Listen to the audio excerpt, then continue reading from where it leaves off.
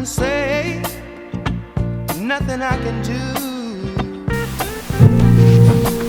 I feel so bad, yeah. Ain't nothing feel so bad, nothing I can do. Hey, welcome again to another edition of the ROI Brothers. And if you're joining us for the first time, what does ROI mean? It means return on investment. I'm right. Louis Howard. I'm JOEJONART. And we are here again to bring you some foundational truths and insights to building wealth, keeping wealth, and making your financial escape from the Matrix. Have you seen the Matrix? Okay.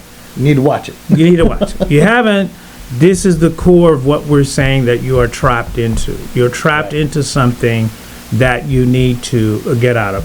Robert Kiyosaki, one of the great inspirers of the 21st century in terms of financial independence, said it's the rat race. It's the rat race. Who moved my cheese? Who moved my cheese? That was another one. Dr. Kenneth Johnson did a great job on Who Moved My Cheese. So we're starting with the foundation. Last week we talked about, last episode we talked about best advice, worst advice. Yeah. And today we want to talk about, Joe, I guess, value. Yes. Right? Because everything has a value. That's right. Your time. And it changes. And it changes. It changes over time. Mm-hmm. And so I think one of the things we want to find out, and when we ask this question, we're really asking this question for you to think about as well. Mm-hmm. We have the experience to give the answer, but you also have an insight in your own world. That's right. In terms of what's value. So first question today is, what is something that previously had a high value to you? Mm-hmm. In other words, it was really what you wanted to achieve and have, but now as you maybe have matured or changed situations, you're finding that thing doesn't have any value. Yeah, it's changed. Your perceptions change. Your dynamics have changed. Where you started out in life, I can say, I'll answer for me, as I like to do from time to time. Yeah. But I can say, growing up, and you've heard me say this a few times, and I know it sounds, like old rhetoric here, but I grew up with 8 people in a 2-bedroom apartment in the lower side of Vancouver, Washington, and I'm proud of that. Sure. Because we were a really tight-knit, close family. Yeah. But growing up in that environment, what I valued at that time was money and materialistic things. Yeah. Because all those other things were actually taken care of for me. Yeah. I had aunts and uncles and my mom and my stepdad and, my brother and my sister eventually, we were all tight. Yeah. And that was really nice. But as you got older, I started going through that whole process of I want this, I want that, I want, all these materialistic things. And at the end of the day, that's why we say this show is not just about financial freedom and creating wealth, but what does that mean to everybody? Right. And for me, anyway, I mean, I think, we're on this playing field. It's about the connections and relationships and how I made people feel, because that's all you got in this world. Yeah. You can't take all this stuff with you. Right. It's how you made people feel, Louis. Right. That's really it. Yeah. You came with nothing and you leave with nothing. Yeah. So it's interesting. I grew up with 2 views on money, and I grew up around a middle class kind of working family. My grandfather worked at a meat packing plant, Swift Meat Packing. Wow. And so I saw him go to work every day, come home, do his thing. Yep. And but then there was another element that I was raised around, and those were hustlers. Yeah. They were gamblers. They were what we would call today, gangsters. And so they had a totally different view of wealth. The pimps, and they looked at wealth very different, or money. Yes. And so for them, it was important to have the flash. Yes. Right? Have the cash. Yeah. And so I think as a young boy, I adapted that quicker.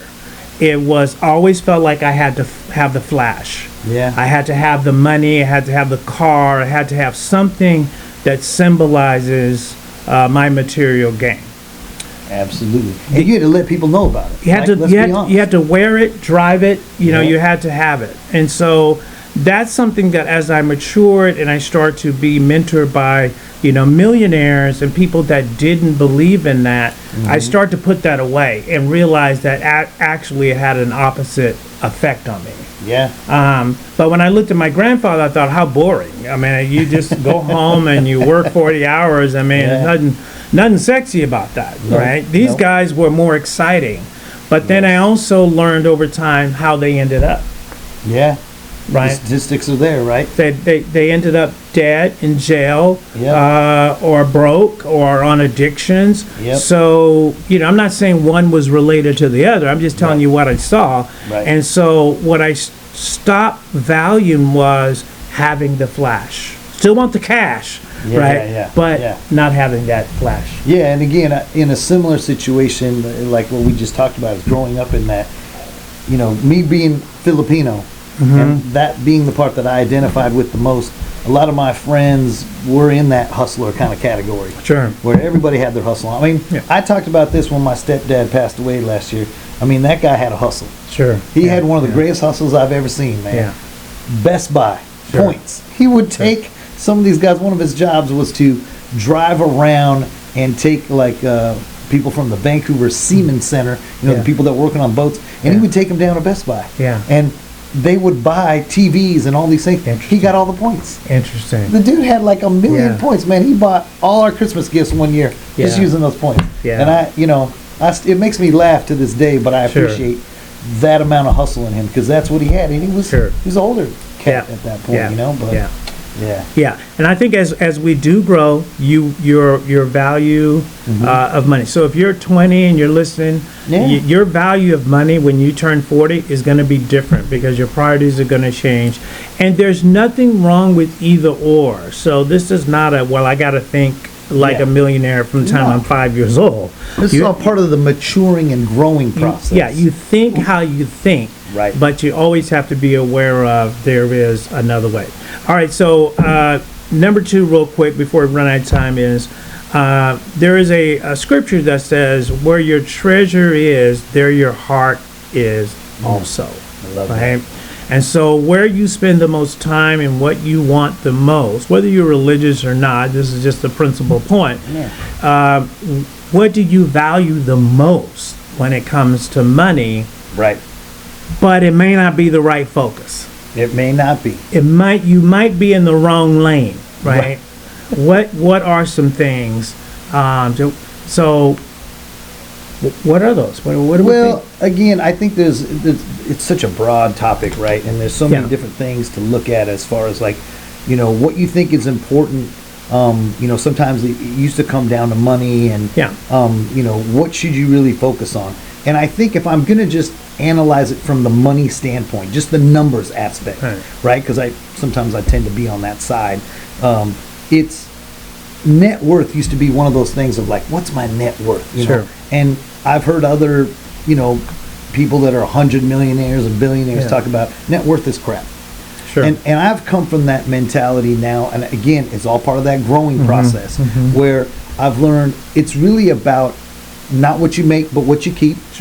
And can you develop some type of business or residual income? You've heard us say that before, and we will continue to talk about that. That's where we think rental properties and other businesses can come into play. Because if you can develop some type of system or business that makes money whether you go to work or not, that's really when you can, you know, you can really gain on that financial well-being, and you can focus on some of these other things. Yeah, I think most people value how much I make. Right. What's my income? What do you do, and how much do you make? Right. That's the number one question, right? Every time you go to something, it's a qualifying question. You're sizing people up all the time. Yeah, and I heard a great statement that when people are asking you those questions, they're trying to determine how much respect they give you. Right. Remember that. Right. Yes, they're not true. just asking because they're getting to know. They're trying to determine how much respect am I going to give this person based on what they tell me. And I used to give people a hard time. I'd say I was the CEO and janitor, and I would just to see what they would do. Right. So it does matter what you value, and then how you communicate that to other people. All right. So real quick before we run out of time, what's the homework this week? that we need to get people to think about? Well, again, I think we should just kind of reiterate some of the stuff that we've talked about before. You know, set those goals, write them down. Let's work on emergency funds. Let's follow up on that. Sure. Let's start getting you guys to the next point in process where we can move this foundation forward. Yeah. Yeah. What's important to you and your family going forward? Right. Write those things down Right. and where you want to be in 5 years. All right. We ran out of time. This is a good subject. We want to keep it going. Thank you for joining another edition of the ROI Brothers. We'll see you again on the next episode. Stay true, stay hard, stay rich. That's right.